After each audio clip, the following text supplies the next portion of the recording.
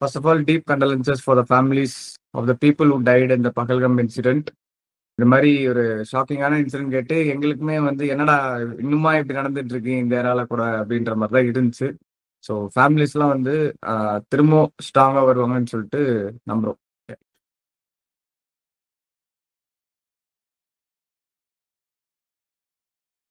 சே கண்டுபிடிச்சிட்டாங்களே, Bharat CSK fan இல்லைன்னு இவ்வளவு சீக்கிரமா கண்டுபிடிச்சிட்டாங்களே. அதுதான் எப்பயோ ஒரு தடவை மாட்டிப்பேன்னு தெரியும். ஆனா இவ்வளவு சீக்கிரம் மாட்டிப்பேன்னு தெரியல. மக்களே நிறைய பேர் தெரியலன்னா நான் சொல்லிடுறேன். பரத் வந்து உண்மையிலே சிஎஸ்கே ஃபேன் கிடையாது. சிஎஸ்கே ஜெர்சி போட்டுட்டு சிஎஸ்கே பத்தி தப்பா பேசுறதும் தப்பான நியூஸை பரப்புறதும் தான் பரத்தோட வேலை. அவர் வந்து ஒரு பெரிய பிஆர் டீம்ல ஒர்க் பண்றாரு. ஆனா அவர் எந்த பிஆர் டீம்ல ஒர்க் பண்றாரு எங்களுக்கே தெரியாது. இந்த கமெண்ட் போட்டவருக்கு தான் தெரியும். இந்த கமெண்ட் போட்டவர் தயவுசெய்து வந்து நெக்ஸ்ட் கமெண்ட்ல பரத் எந்த பிஆர் டீம்ல ஒர்க் பண்றாருன்னு சொல்லிட்டு தெளிவா போடுங்க. மக்களுக்கு வந்து சொல்லணும்ல. எல்லாமே மக்களுக்கு சொல்றதை விடுறா, மக்களுக்கு சொல்றதை விடு. அந்த பிஆர் டீம் மென்ஷன் பண்ணாங்க, நான் அந்த பிஆர் டீம் கான்டாக்ட் பண்ணி காசை வாங்குவேன். ஏன்னா அவங்க அதுதான் இத்தனை நாளா வந்து பரத் ஃப்ரீயா பண்ணிட்டு இருக்காரு. போயிட்டு சொல்லிட்டு காசு கிடைக்கும்ல. அதுதான் 1 கோடி நீ பார்த்த ஆமாப்பு அந்த மாதிரி அடுத்த வாட்டி நீங்க கான்டாக்ட் டீடைல்ஸோட கொடுங்க, நாங்க போய் கால் பண்ணி கேட்டுறோம். ஓகேங்களா? சோ இதையே நாங்க இப்ப எழுத்தோம்னா ஜடேஜாக்கு வந்து நாங்க வீக்னஸஸ் எல்லாம் இருக்கு. ஸ்பின்னுக்கு அகேன்ஸ்டா வந்து அவர் சரியா விளையாடுறது இல்ல. அவர் ஸ்ட்ரைக் ரேட்டுமே கம்மியா இருக்கு. நிறைய டிஸ்மிஸ் ஆயிருக்காரு அப்படின்றத நாங்க வந்து முன்னாடி சொல்லியிருந்தோம். ரவீந்திராக்குமே வீக்னஸ் இருக்கு, இந்த மாதிரி போட்டா அவுட் ஆறான்னு சொல்லிட்டு. அதுக்கு ஒருத்தர் வந்து கமெண்ட் பண்ணியிருந்தாரு, லைக் நீங்க போய் விளையாடி பாருங்கடா உங்களுக்கு தெரியும் அப்படின்னு சொல்லிட்டு சொல்லியிருந்தாரு. ஒருத்தர் மாதிரி நிறைய பேர் சொல்லியிருந்தாங்க கமெண்ட்ஸ்ல வந்து நீங்க விளையாடி பார்த்தா தெரியும். அழகா வந்து என்னது கேமரா முன்னாடி உட்காந்துட்டு ஜாலியா ஏசி ரூம்ல வீடியோ போடுறீங்க. ஆமா ஏசி ரூம்ல தான் வீடியோ போடுறோம், கேமரா முன்னாடி தான் பண்றோம். ஆனா போய் விளையாடி பார்த்தாதான் அது ரிவ்யூ பண்ணும் அப்படின்னு சொல்லிட்டு ஒருத்தர் போட்டிருந்தாரு. இது எங்களுக்கு மட்டும் தான் சொல்றாங்களா எப்படின்னு பார்த்தோம்னா ஸ்பீடாக் மாதிரி ஆளுங்களுக்குமே சொல்லிட்டு தான் இருக்காங்க. சோ இதெல்லாம் கண்டுக்க போறது இல்ல. இது என்னன்னா லைக் வந்து ஒரு படத்தை ரிவ்யூ பண்ணணும்னா படத்தை பண்ணிட்டு தான் ரிவ்யூ பண்ணுன்ற மாதிரி நம்ம ஆடியன்ஸ் வந்து எதுக்கு இவ்வளவு அந்த அளவுக்கு ஒரு ரிவ்யூ பார்த்தா தெரியாது. இப்ப படம் பார்த்தா நல்லா இருக்கு நல்லா இல்லைன்னு நம்ம சொல்ல தெரியல. அந்த மாதிரி பேட்டிங் இது மாதிரி இருக்கு வீக்னஸ் இருக்குன்னு பார்த்து நாங்க ஒரு ஆடியன்ஸா தெரியுது, எங்களுக்கு எக்ஸ்பிளிசிட்டா தெரியுது. அதை வந்து நாங்க வந்து சொல்றோம். இதுக்கு ஒரு கிரிக்கெட்டிங் நாலேஜ் இருந்தா போறோம். படம் பார்த்து ஐடென்டிஃபை பண்றதுக்கு எப்படி படம் நாலேஜ் இருக்கும் அந்த மாதிரி கிரிக்கெட் நாலேஜ் இருந்தா போறோம். அண்ட் அப்படி வந்து பேட்டை பிடிச்சாதான் ஒருத்தர் ரிவ்யூ பண்ணும், இல்ல பேட்டை பிடிச்சதான் வந்து அனலைஸ் பண்ணும் அப்படின்னா எனக்கு தெரிஞ்சு கிரிக்கெட்டிங் வேர்ல்ட்லயே ஒன் ஆஃப் தி பெஸ்ட் அனலிஸ்ட்னா ஹர்ஷா போகுலே. அவர்லாம் வந்து கிரிக்கெட் ஆடுனதே இல்லை, பட் இப்போ வரைக்கும் அவர் சூப்பரா அனலைஸ் பண்ணுவாரு, பயங்கரமா சொல்லுவாரு. நான் நிறைய கத்துக்கிட்டது அவரை பார்த்துதான். அண்ட் யா இதை நாங்க வந்து மென்ஷன் பண்ணணும்னு நினைச்சோம். அண்ட் ஒன்ஸ் அகைன் ஹர்ஷா போகலே அப்படின்னு மென்ஷன் பண்றப்போ அவரை பத்தி ஒரு நியூஸ் அவரை வச்சு ஆரம்பிப்போம். ஹர்ஷா போகலேயும் சைமன் டோலியும் ஈடன் கார்டன்ஸ் வந்து பேன் பண்ணிருக்காங்க வெஸ்ட் பெங்கால் கிரிக்கெட் அசோசியேஷன். அது ஏன் அப்படின்னா அவங்க 2 பேரும் ஒரு கமெண்ட்ரி பண்ணும்போது ஈடன் கார்டன்ஸ் கியூரேட்டரை பத்தி தப்பா சொல்லியிருக்காங்க. லைக் தப்பானா பிச்சர்ஸ் வந்து அவர் சரியா ஹோம் கண்டிஷனுக்கு ஏத்தாப்புல இல்ல. அண்ட் வந்து கேகேஆர் வந்து they should go away from Eden Gardens, அப்பவாச்சும் ஜெயிப்பாங்க, ஹோம் வெனியூ வந்து மாத்தணும் அப்படின்ற மாதிரி சொல்லியிருந்தாங்க. அதுக்காக இந்த ஒரு டிராஸ்டிக்கான ஸ்டெப் எடுத்திருக்காங்க ஈடன் கார்டன்ஸ் டீம். ஒரு பெர்ஸ்பெக்டிவா சொன்னாங்க, அது வந்து ஆப்பா முடிஞ்சிருச்சு. சோ வெல்கம் டு வீக்லிபீடியா பாருங்க, வீக்லி கிரிக்கெட்டிங் அப்டேட்ஸ் தெரிஞ்சுட்டு போங்க. சோ இந்த வாரம் கான்ட்ரோவர்சியல் வாரம், மேட்ச் பிக்சிங் அந்த பிக்சிங் இந்த பிக்சிங் சொல்லிட்டு நிறைய போயிட்டு இருக்கு. டு ஸ்டார்ட் வித் ராஜஸ்தான் மேல அலிகேஷன்ஸ் வச்சாங்க. இது மாதிரி ராஜஸ்தான் எல்எஸ்சி மேட்ச் நடந்துச்சுல, அந்த மேட்ச்ல ராஜஸ்தான் வந்து மேட்ச் பிக்சிங் பண்ணிருக்காங்கப்பா அப்படின்னு சொல்லிட்டு பயங்கரமான அலிகேஷன்ஸ் போயிட்டு இருந்துச்சு. ஒரு 2 நாளைக்கு காட்டுத்தீ மாதிரி பரவிட்டு இருந்துச்சு. அதுக்கப்புறம் வந்து கன்ஃபார்ம் பண்ணிட்டாங்க இப்போ ராஜஸ்தான் மேல எந்த இதுவுமே கிடையாது, இது வந்து ஒரு பேஸ்லெஸ் ஸ்பெகுலேஷன் சொல்லிட்டாங்க. சோ வந்து அந்த கதை முடிஞ்சு போச்சு. அது அதுவும் இல்லாம எல்எஸ்சி மேட்ச் கூட வந்து அது மேட்ச் பிக்சிங் பண்ணி என்ன பண்ண போறாங்க எங்களுக்கு தெரியல. சரி ஓகே, அதுக்குள்ள போகல. நெக்ஸ்ட் வந்து இந்த இஷான் கிஷான் அம்பையர் இன்சிடென்ட் தான் வந்து இப்போ வரைக்குமே வந்து ஒரு முடிவு இல்லாம போயிட்டு இருக்கு. இதுல என்னன்னா பேசிக்கா இஷான் கிஷான் வந்து பிளிக் ஒன்னு ஆடி இருப்பாரு, வைடு அது அம்பையருமே வைடு கொடுக்க வந்திருப்பாரு. அதுக்கப்புறம் வந்து திடீர்னு கை தூக்கி அவுட் கொடுக்க வந்திருப்பாரு. அவுட் வந்து தீபக் சார் பார்த்துட்டு அபிஷேக் அப்பீல் பண்ணதுக்கு அப்புறம் உடனே அவுட் அப்படின்னு சொல்லிட்டு கொடுத்துருப்பாரு. ஆனா ஆல்மோஸ்ட் இங்க வரைக்கும் தூக்கி அவுட்ன்ற மாதிரி கொடுத்துட்டு இருப்பாரு அம்பேர்.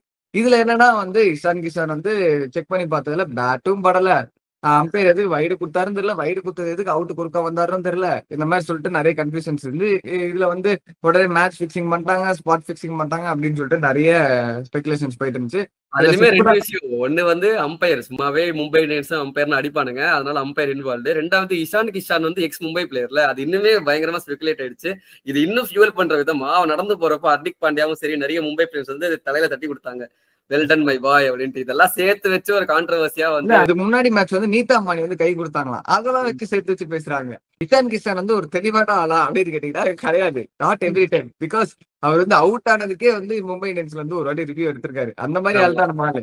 அதுவும் இல்லாம ஆமா இப்போ நாட் அவுட், இப்ப பேட் படாமலே வந்து அவுட் நினைச்சிட்டு இப்போ அவங்க வேற எதுலயே அவங்க உடம்புலயே கூட பேட் பட்டிருக்கலாம். அதனால ஒரு அசம்ஷன் வந்து அவுட் நினைச்சு போயிருக்கலாம். ஃபார் எக்ஸாம்பிள் முன்னாடி விராட் கோலி கூட அப்படி ஆயிருக்கு. பாகிஸ்தானுக்கு ஆப்போசிட்டா இருக்குன்னா அப்ப என்ன பாகிஸ்தானுக்கு வந்து விராட் கோலி வந்து ஒரு கைக்கூலியா அப்படின்ற மாதிரி என்னடா தமிழ் போட்டுருவா. சில பேர் சொல்ற ஸ்பெகுலேஷன் எல்லாம் அப்படிதான் இருக்கு. இது ஒரு இஷான் கிஷான் சைட்ல பாத்துட்டோம். இன்னொன்னு வந்து அம்பையர் சைட்ல வந்து அவர் வைடு கொடுக்க வந்தாரு. அதுக்கப்புறம் வந்து அவர் டிசிஷன் மாறி அவர் அவுட்டு அப்படின்னு சொல்லிட்டு அவர் ஃபீலே கொடுக்க வந்தப்போ அப்பீல் யாருமே பண்ணல. ஆனா இஷான் கிஷான் வந்து வாக் அவே பண்றதை பார்த்துதான் வந்து அவர் கை தூக்குனாரு.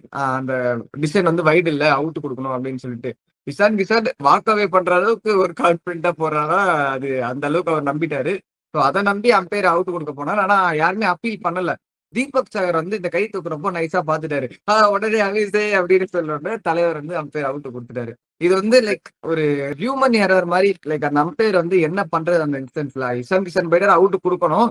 அதே சமயத்துல யாருமே அப்பீலும் பண்ணல அப்படின்னு சொல்லிட்டு என்ன பண்றதுன்னு ஒரு 2ஆம் கட்டமே யோசிச்சுட்டு இருந்த டைம்ல அது மும்பை இந்தியன்ஸுக்கு எடுத்து கொடுத்த மாதிரியே ஆயிடுச்சு. அவங்க பார்த்து ஆமா உடனே அவுட்டு அப்படின்னு சொல்லிட்டு இது பண்ணிட்டாங்க.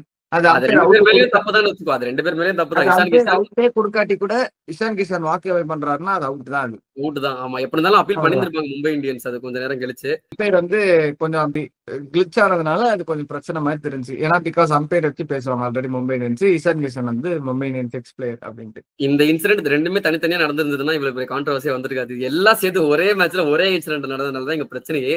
அதுதான் இங்க பிரச்சனையே அப்படின்ற மாதிரி. பட் யா எப்படி நம்ம ராஜஸ்தானுக்கு சொன்ன ஒரு பேஸ்லெஸ் ஸ்பெகுலேஷன் அப்படின்ற மாதிரி இது ஒரு பேஸ்லெஸ் ஸ்பெகுலேஷன் தான். இது மேட்ச் பிக்சிங்கா அப்படின்ற அளவுக்கு யோசிக்கிற அளவுக்கு எங்களுக்கு தெரிஞ்சு ஒன்றும் இல்ல. ஒரேல அப்படி இருந்துச்சுன்னா அது பிசிசியோ ஐபிஎல்லோ ஒரு கமிட்டி ஃபார்ம் பண்ணி அவங்க கண்டுபிடிப்பாங்க. ஸோ கண்டுபிடிச்ச உடனே அதை பத்தி நம்ம அப்ப பேசிக்கலாம். ஏதாவது அப்டேட் வந்துச்சுன்னா அபிஷியலா நாங்களே சொல்றோம். அதுக்கு முன்னாடி வந்து கண்டிப்பா இது எந்த பேஸ்லெஸ்ஸா நம்ம வந்து ஒரு அக்யூசேஷன் வைக்க முடியாது. கரெக்ட். நீ மும்பை இந்தியன்ஸ் இஷான் கிஷான் சொல்றப்போ அந்த மேட்ச்ல ஒரு ரெக்கார்டு நடந்துச்சு. என்னன்னா ஜஸ்பிரீத் பும்ரா வந்து டுக் 300 விக்கெட்ஸ் இன் T20s.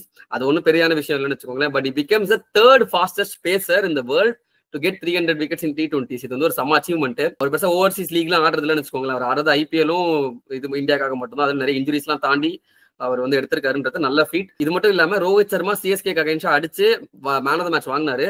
அண்ட் அந்த மேன் ஆஃப் த மேட்ச் வந்து it becomes 20th man of the match for Rohit Sharma, which also becomes the Indian with most man of the match awards in IPL. முன்னாடியுமே 19 அவர் தான் இருந்தாரு. But அன்னைக்கு morning மேட்ச்ல விராட் கோலியுமே man of the match வாங்கியிருந்தாரு. So அவர் ஈக்குவல் பண்ணியிருந்தாரு 19 அப்படின்ட்டு. ரோஹித் சர்மா அந்த ரெக்கார்டை பார்த்துட்டு தான் சிஎஸ்கே ஆடி இருப்பாருன்னு நினைக்கிறேன்.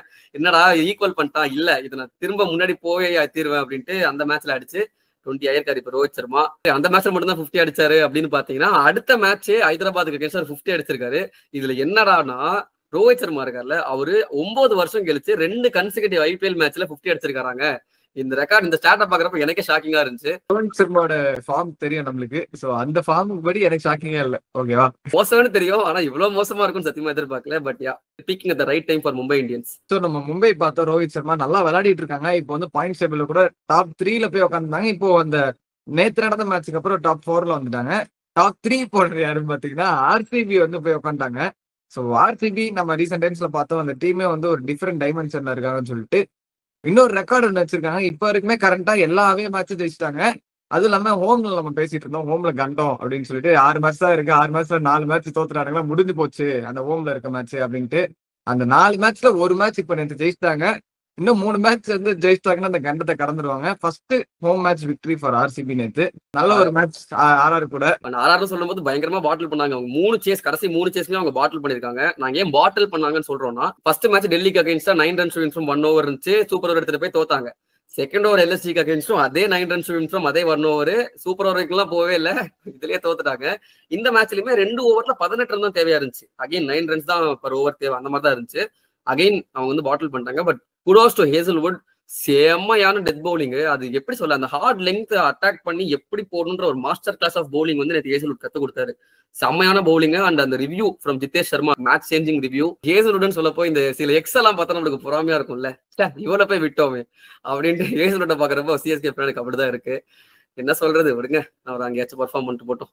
நம்ம ஆர்சிபியை பார்த்தோம். நெக்ஸ்ட் டிசியை பார்த்தோம்னா டிசில பல அபூர்வங்கள் நடந்துட்டு இருக்கு. பயங்கரமா விளையாடுறாங்க பிளேயர்ஸ் எல்லாம். எஸ்பெஷலா கேஎல் ராகுல், கிளாசி ராகுல் அந்த எல்எஸ்சில இருந்து கேப்டன்சில இருந்து வந்ததுக்கு அப்புறம் டிசில ஒரு பிளேயரா ஆட போறேன் அப்படின்னு சொன்னதுக்கு அப்புறம் நிறைய எக்ஸ்பெக்டேஷன் இருந்துச்சு. நாங்களே சொல்லியிருந்தோம் பிளேயரா is a very good player, அவர் பிளேயரா ஆடுறதுக்கு நாங்களுமே ஈகரா வெயிட் பண்ணிட்டு இருக்கோம்னு சொன்ன மாதிரி தலைவர் வந்து மிஸ்டர் கன்சிஸ்டன்டா விளையாடிட்டு இருக்காரு. இந்த ஐபிஎல் 323 ரன்ஸ் அடிச்சிருக்காரு இந்த season with strike rate of 154 with an average of 65 வச்சிருக்காரு இப்போ வரைக்குமே கரண்டா ஐபிஎல்ல. 2025 அவருக்கு சூப்பரா போயிட்டு இருக்கு.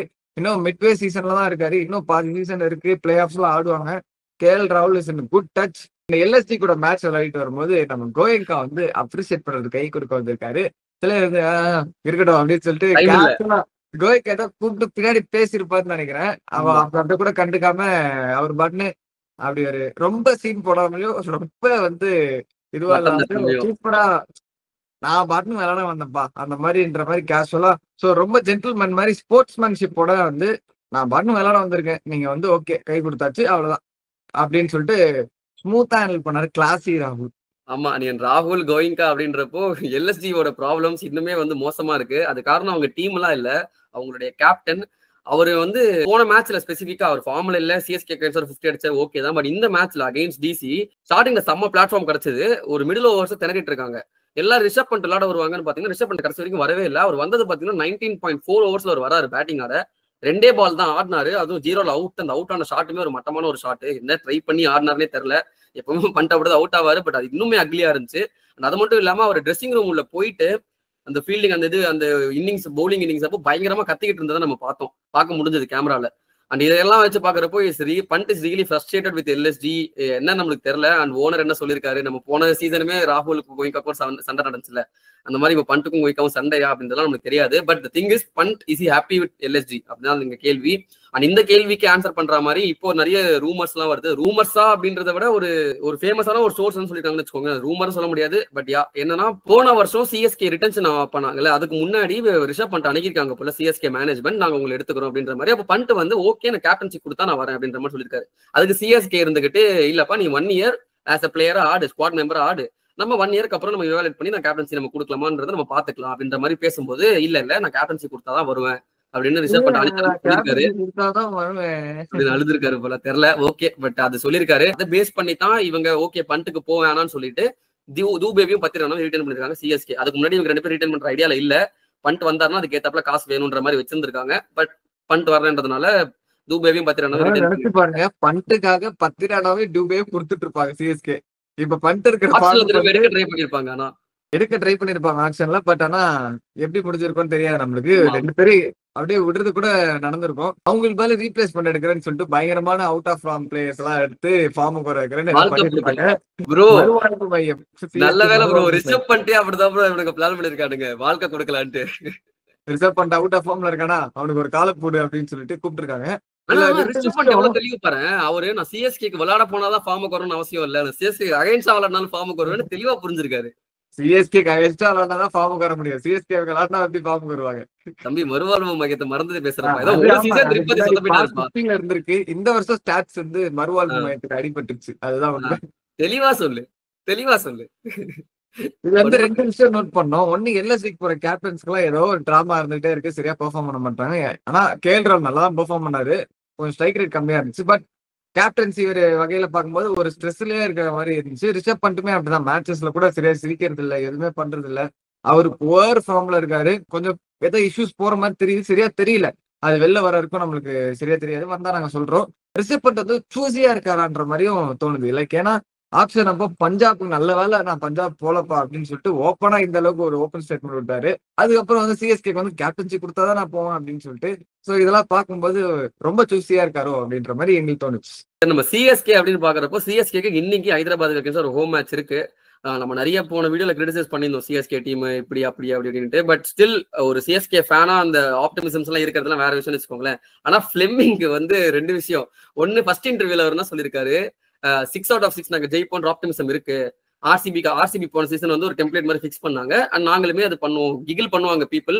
But still it's possibility and will try for that அப்படின்னு இவர் சொல்லியிருக்காரா. இதே ஃபிளேமிங் பிரஸ் கான்ஃபரன்ஸ்ல மிடில் ஆர்டர்ஸ் பத்தி கேட்டிருக்காங்க. உங்க மிடில் ஆர்டர் வந்து பெருசா பர்ஃபார்ம் பண்றது இல்லை அப்படின்னு சொல்லும்போது டாப் ஆர்டர் தான் அப்படின்னு சொல்லி ஒரு மாதிரி நக்கலா பேசியிருக்காரு. அவருக்கு okay happy that he knows the team வந்து சரி என்ன நடக்குது அக்செப்ட் பண்ணிட்டாங்க ஆக்சுவலி டீம். சோ அந்த சேஞ்ச் எப்படி போறாங்க, இன்னும் ஒரு மேட்ச் பாப்பாங்க. அவங்க இன்னும் வந்து இந்த 6 மேட்ச் ஜெயிச்சு உள்ள போறதா பாக்குறாங்க சிஎஸ்கே. அது இல்லைன்னா இந்த ஒரு மேட்ச் பார்த்துட்டு அதுக்கப்புறம் வந்து நெக்ஸ்ட் சீசனுக்கு எப்படி பெட்டர்மென்ட் பண்ணலாம் தான் சிஎஸ்கே ஃபோக்கஸ் பண்ணுவாங்க. அண்ட் இந்த ஒரு மேட்ச்னு சொல்லும் போது நிறைய அப்டேட்ஸ் வருது சிஎஸ்கே கேம்ப்ல இருந்து. அவங்க இன்ட்ராஸ்ட் ஒரு மேட்ச் ஆடி இருந்தாங்க போல. அதுல வன்ஸ் பேடி ஓப்பனிங் ஆடி கொஞ்சம் அக்ரெசிவா ஆடி இருந்தாரு. அந்த இன்டென்ட் தெரிஞ்சது அவர்கிட்ட. இந்த இன்டென்ட்ன்றவர் ரொம்ப யூஸ் பண்றோமோ, சரி வேற வழி இல்ல, அதான் பண்ணி ஆகணும். ஸோ இன்டென்ட் தெரிஞ்சது. ஒரு 4-4 2-6ன்ற மாதிரி அடிச்சிருக்காராமா. அதே மாதிரி Sam Curran might make his way into the line up again அப்படின்ற மாதிரி சொல்றாங்க ஜேமி ஓட்டனுக்கு பதிலா. சச்சின் ரவீந்திராக்கு பெரிய அட்வைஸ் வந்து மைக் ஹசி வந்து கொடுத்து அவர் நிறைய வந்து ஷேடோ பிராக்டிஸ் பண்ண வச்சு எப்படி ஆடணும், அந்த ஃபோர்த் ஸ்டெம்ப் லைன் நம்ம பேசிட்டு இருந்தோம். இதை பத்தி பேசினா உடனே உனக்கு என்ன நாலேஜ், கிரிக்கெட் போய் ஆடிட்டோம் அப்படின்னுவாங்க. பட் அந்த விஷயங்களை ஒரு மாதிரி பிராக்டிஸ் பண்ணி சொல்லி கொடுத்த மாதிரி மைக் ஹசி சொன்னதா ரூமர்ஸ் வருது. இந்த ஒரு மேட்சுக்கு பிராக்டிஸ் கொடுத்துதான் அவர் வந்து நல்லா விளையாடாக்க முடியுமா? அப்படி கிடையாது. But just addressing is weakness maybe இருக்கலாம். பட் ஏதோ ஒண்ணு பத்ரி படம் விஜய் ட்ரீட் பண்ற மாதிரி ட்ரீட்மெண்ட் இருக்காரு போல. ரைட் நவ சுப்ரீம் ஒரு விடுங்க, ட்ரெயின் பண்ணிட்டு போட்டோம். பட் எனிவே டீம் நல்லா இருந்தா சரி. ஓகே, பாப்போம் நம்ம இந்த மேட்ச் ஜெயிப்பாங்களா இல்லைன்னு சொல்லிட்டு. நானுமே வந்து ஒரு ஆவலான ஒரு கிரிக்கெட் ஃபேனா எதிர்பார்த்துட்டு இருக்கேன், யார் வந்து அந்த கடைசி இடத்த வந்து பிடிப்பாங்க அப்படின்ட்டு. இன்னைக்கு ஒரு கன்ஃபியூஷன் தெரிஞ்சிடும். ஏன்னா ரன் ரேட் கொஞ்சம் டிஃபரன்ஸ்ல தான் 2 பேருமே இது இருக்கீங்க. இன்னைக்கு ஒரு மேட்ச் டிஃபரன்ஸ்ல வந்து யாருக்கு கடைசி இடம் தெரிஞ்சிடும். ஒரு அதுப்பு தெரியுது உங்க பேச்சுல. ஜாலியா இருக்குல்ல உட்காந்து மேல உட்காந்து பாக்குறது. அது வேற நாங்க சொல்லியிருந்தோம். இந்த 3 பேருக்கு நல்ல ஒரு ட்ரையாங்கிள் ஆஃப் பேட்டில் இருந்துச்சு. ஹைதராபாத், சிஎஸ்கே, மும்பை. அதுல வந்து எந்த டீம் தோக்குதோ அவங்க மோஸ்டா வந்து out of the tournament. 2 team வந்து மோஸ்டா போயிருவாங்கன்னு சொன்னோம். அந்த 2 team Hyderabad and CSK. Specify பண்ணணும்னு சின்ன டீடைல். சிஎஸ்கே நம்ம பேசிட்டு இருந்தோம்ல, சிஎஸ்கேல இருந்த முன்னாள் வீரர் பத்தி நம்ம வந்து மென்ஷன் பண்ணியே ஆகணும். ஷர்துல் தாக்கூர். நிறைய பேர் வந்து இவரு நிறைய விஷயங்கள் இவருக்கு வந்து மிராக்கலா நடந்துட்டு இருக்காது. நோட்டீஸ் பண்றாங்களா இல்லைன்னு தெரியல. 2019 ஃபைனல்ஸ்ல அந்த ஒரு 2 ரன் அடிக்க முடியாம அவர் தோத்தோடனே நிறைய ஹேட்டட் இருந்துச்சு. அதுக்கப்புறம் அந்த இந்தியா டீமுக்கு வந்து பேட்டிங் ஆடி கொடுக்குறதா இருக்கட்டும், ஓடிஐல எல்லாம் அடிச்சாரு. அதுக்கப்புறம் காபால போய் ஒரு டெஸ்ட்டுக்கு ஆடி கொடுத்து இந்தியா டீம் ஜெயிக்க வச்சுட்டு அந்த மாதிரிலாம் வந்து ஒரு பேட்ஸ்மேனாவே நிறைய ஷர்துல் தாக்கூர் ஒரு கம்பேக் கொடுத்தாரு. அண்ட் இந்த சீசன் ஸ்பெசிபிக்கா வந்து ஷர்துல் தாக்கூர் IPL 2025ல இருந்து யாருமே எடுக்கல. ஆப்ஷன்ல வந்து அவரு சோல்டே ஆகல. ஆனா வந்து ரீப்ளேஸ்மெண்ட் பிளேயரா உள்ள வந்தாரு. என்னையாடா அன்சோல்ட் ஆக்குறீங்க அப்படின்னு சொல்லிட்டு பயங்கரமா பெர்ஃபார்ம் பண்ணி காமிச்சாரு. ரீசெண்டா LSDRR மேட்ச்ல கூட ஒரு மிஸ்ஃபீல்டிங் ஒன்று பண்ணிருப்பாரு. ரிஷப் பண்ட் வந்து ஒரு மாதிரி ஃப்ரஸ்ட்ரேஷனா நீ அன்சைருப்போன்னு சொல்லிட்டு அமிச்சு ஃபயர் லெக்ல வந்து நிக்க வச்சிருப்பாரு. ஒரு சூப்பரான ஒரு ஃபாஸ்டா வந்த பால வந்து சூப்பரா ஷார்ப்பா ஒரு கேட்ச் எடுத்து ஷர்துல் தாக்கூர் அடுத்த பாலே வந்து ஒரு கம்பேக் வந்து. சோ அந்த மாதிரி ஒரு லக்கி சாமா இருக்காரு ஷர்துல் தாக்கூர். அவருக்கு வந்து அந்த சிச்சுவேஷனா அமைஞ்சிருது. அண்ட் அவருமே வந்து ப்ரூவ் பண்ணி காமிச்சிடுறாரு. So Shardul Thakur gem. இதை வந்து நான் சொல்லணும்னு நினைச்சேன். எங்களுக்கு மைண்ட்ல ஓடிட்டே இருந்துச்சு. எந்த எது குத்தாலுமே கம்பேக் பண்ணிட்டே இருக்காருப்பா, இதை வந்து சொல்லியே ஆகணும் அப்படின்னு தோணுச்சு. விவேகம் படத்துல அஜித் வந்து ஃபீனிக்ஸ் பறவைன்னு எனக்கு தெரியல. ஆனா கண்டிப்பா இவர் வந்து ஒரு ஃபீனிக்ஸ் பறவைன்னு சொல்லுவேன். என்ன எப்படி தூக்கி போட்டாலும் எழுந்து வந்துகிட்டே இருக்காரு ஒவ்வொரு தடவையும். எனக்கு இன்னுமே ஷர்துல் தாக்கூருக்கு வந்து ஒரு நல்ல ஃபியூச்சர் இருக்குன்னு தான் நம்புறேன். இன்னும் கொஞ்சம் அவர் கரெக்ட் பண்ணிட்டாருன்னா போலி. கடைசியா ஒரு விஷயம், நான் கான்ட்ரவர்சி பத்தி பேசுறப்போ நாங்க பேசலாம்னு இருந்தோம். பட் இது கான்ட்ரவர்சியான்னு எங்களுக்கு தெரியல. ஆனா ஒரு விஷயத்தை பத்தி நாங்க மென்ஷன் பண்ணி ஆகணும். ஸ்ரேயாஸ் ஐயர் விராட் கோலி இன்சிடென்ட். போன சண்டே நடந்த RCB பஞ்சாப் மேட்ச்ல RCB ஜெயிச்சதுக்கு அப்புறம் பஞ்சாப் டிஃபீட் பண்ணி ரிவெஞ்ச் எடுத்திருப்பாங்க. அதுக்கப்புறம் விராட் கோலி வந்து ஒரு செலிப்ரேஷன் ஒன்று பண்ணிருப்பாரு ஸ்ரேயாஸ் ஐயரை பார்த்து. அந்த பாக்கிறது கொஞ்சம் அக்ரெசிவா இருந்துச்சு. பட் அதுக்கப்புறம் வந்து அவர் சிரிப்பாரு, ஸ்ரேயாஸ் ஐயரை போய் கட்டிப்பிடிப்பாரு. அது ஃப்ரெண்ட்லியா தான் முடிஞ்சுன்னு வச்சுக்கோங்களேன். ஃப்ரெண்ட்லியா ஒரு மாதிரி அப்படின்னு சொல்லிட்டு சும்மா வெறுப்பேற்றதுக்காக ஸ்ரேயாஸ் ஐயரை வெறுப்பேற்றதுக்காக பண்ணாரு அப்படின்ற மாதிரி. ஆனா அதுக்கு வந்து ஒரு ஜஸ்டிபிகேஷனும் RCB சைடுல இருந்து கொடுத்திருந்தாங்க. லைக் பஞ்சாபோட அட்மின் தான் அதுக்கு காரணம். சோஷியல் மீடியா அட்மின் அவர் வந்து ஏதோ ஒரு அட்வர்டைஸ்மெண்ட்ல விராட் கோலி ஆடின டான்ஸை போட்டுட்டு ஏதோ சம்திங் ஒரு இது மாதிரி ட்வீட் மாதிரி போட்டுருக்காரு போல, ஒரிஜினலா சம்திங். அதுக்கு இவர் இப்போ வந்து ப்ரூவ் பண்ணிருக்காரு அப்படின்ற மாதிரி ஒரு ஜஸ்டிபிகேஷன் கொடுத்திருந்தாங்க. பட் அதெல்லாம் ஓகே, செலிபிரேஷன் எல்லாம் பண்ணிட்டு போட்டாலும் பிரச்சனை இல்லை. அதெல்லாம் வந்து விராட் கோலி எப்பயும் பண்றதுதான். ஆனா இங்க கேள்வி என்னன்னா, இதே மாதிரி டிக்வேஷ் ரதி, பிரியான் சாரியாக்கா ஒரு செலிபிரேஷன் பண்ணாதான் அவரும் பண்ணியிருந்தாரு. 2 பேரும் டெல்லி டீம்மேட் ஃபன் செலிபிரேஷன் மாதிரி அவர் பண்ண போய் அதுக்கு ஃபைன் போட்ட இந்த IPL BCCஐயும் ஏன் விராட் கோலிக்கு போடல அப்படின்னு பண்ணதுக்கு அப்புறம் அந்த ஃபேன்ஸுக்கே பஞ்சாப் ஃபேன்ஸ் எல்லாருமே வந்து மேட்ச் ஜெயிச்சதுக்கு அப்புறம் அதே திரும்பி எல்லாம் பண்ணி காமிச்சு அது பயங்கரமா ட்ரோலும் பண்ணாங்க. அப்படியே விட்டுருக்கலாம். அதுக்கு ஃபைன் எல்லாம் போட்டு அந்த மனுஷரை போட்டு வாட்டி பதட்டி விட்டாங்க. ஆமா, ஆனா விராட் கோலிக்கு எந்த ஃபைனுமே போடல அப்படின்றத அங்க கேள்வி. ஃபைன் போட்டிருக்கணுமா இல்ல இது கரெக்டா தான் அப்படின்னு என்ன நினைக்கிறீங்க எனக்கு கமெண்ட் செக்ஷன்ல போடுங்க. நம்ம கமெண்ட் செக்ஷனை போய் கழுவி ஊத்தாதான் சரி. அதுதான் பண்ண போறானுங்க. அதுக்கு தாண்டி போறேன் அப்படின்ட்டு போயிருப்பானுங்க. இத்துடன் IPL செய்திகள் நிறைவடைந்தன. நெக்ஸ்ட் வந்து இன்டர்நேஷனல் கிரிக்கெட் பேசலாம் பார்ப்போமா. To start with, BCCI வந்து சென்ட்ரல் கான்ட்ராக்ட்ஸ் எல்லாம் ரிலீஸ் பண்ணிட்டாங்க. ஆமா, ஒரு வழியா ரிலீஸ் பண்ணிட்டாங்க. அது ஏப்ரல் ஃபர்ஸ்ட் வீக் எதிர்பார்த்தோம். அப்படி இப்படி April second week third week தான் வந்திருக்கு. சோ இதுல notable mentions of course Ashwin retire ஆயிட்டாருன்ட்டு அவங்கள வந்து கான்ட்ராக்ட் வந்து தூக்கிட்டாங்க. அது மட்டும் இல்லாம வருண் சக்கரவர்த்தி, நர்ஷித் ராணாக்கு கான்ட்ராக்ட் கிடைச்சிருக்கு. நம்ம முன்னாடியே பேசினதான், இதெல்லாம் வீக்லி பிளேல பேசிட்டே வந்தோம். சொன்ன மாதிரி அவங்களுக்கு கான்ட்ராக்ட் கிடைச்சிருச்சு. அண்ட் இதுல A+ கான்ட்ராக்ட்ல விராட் கோலி, ஜடேஜா, ஜஸ்பிரீத் பும்ரா, ரோஹித் சர்மா இருக்காங்க. அண்ட் கான்ட்ராக்ட் ஏபிசி அப்படின்ட்டு டிஃப்ரெண்டா பிரிச்சிருக்காங்க. இதுல சில பிளேயர்ஸ், நோட்டபிள் பிளேயர்ஸ், ஐபிஎல் விளையாடின பிளேயர்ஸ்க்கு இடம் கிடைக்கல. இந்த கான்ட்ராக்ட் எக்ஸ்பிளைன் பண்ணிடுறேன் என்ன அப்படின்ட்டு. நிறைய பேர் நினைச்சிட்டு இருக்காங்களா இந்த கான்ட்ராக்ட்ல இல்லைன்னா உடனே வந்து ஸ்குவாட்ல எடுக்க மாட்டாங்களா ஃபியூச்சர்ல அப்படின்னு கேக்குறீங்க. அது அப்படி கிடையாது. கான்ட்ராக்ட்ன்றது ஒரு வருஷம், இந்த வருஷம் இவ்வளவு பே பண்ண போறோம்னு சொல்றதுக்கு தான் ஒரு கான்ட்ராக்ட், சரிங்களா? ஆனா அந்த கான்ட்ராக்டையும் தாண்டி ஸ்குவாட்ல எடுக்கிறது எடுப்பாங்க. இப்ப சாய் சுதர்ஷன் மாதிரியான பிளேயர்ஸ்க்கு கான்ட்ராக்ட் இல்ல.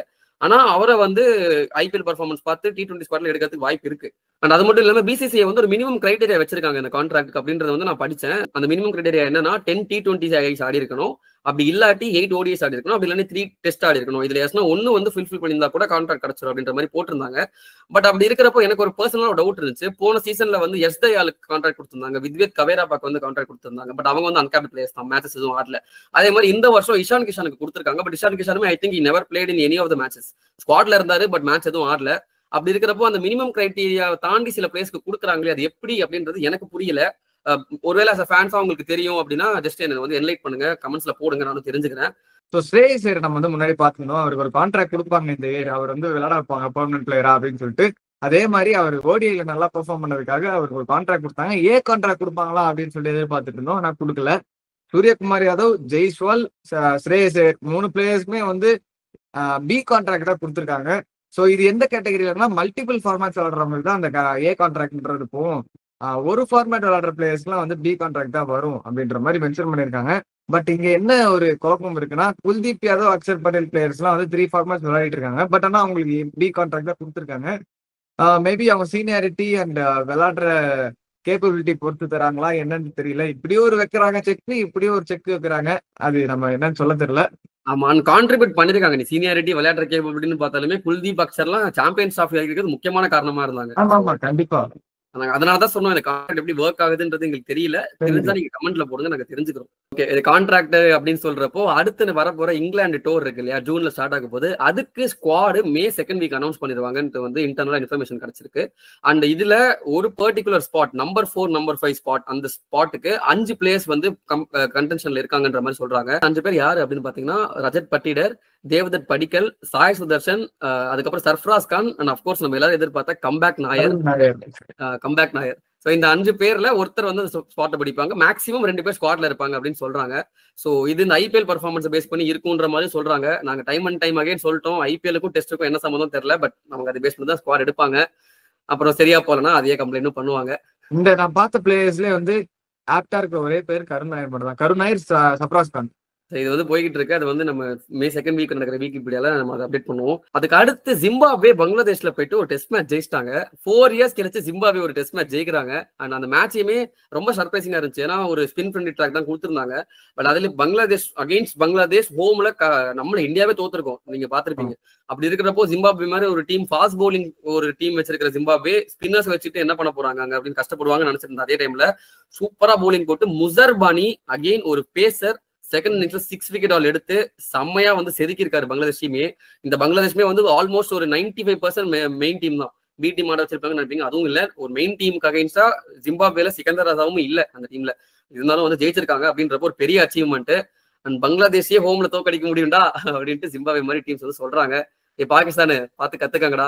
பாகிஸ்தான் சொல்றப்போ ஒரு பெரிய இன்சிடென்ட், அதான் நம்ம சொல்லணும். இந்த பகல்காம் இன்சிடென்ட் நம்ம வீடியோ ஸ்டார்டிங்லேயே பார்த்தோம். அது எப்படி ஒரு ஹார்ட் பிரேக்கிங் அப்படின்ட்டு.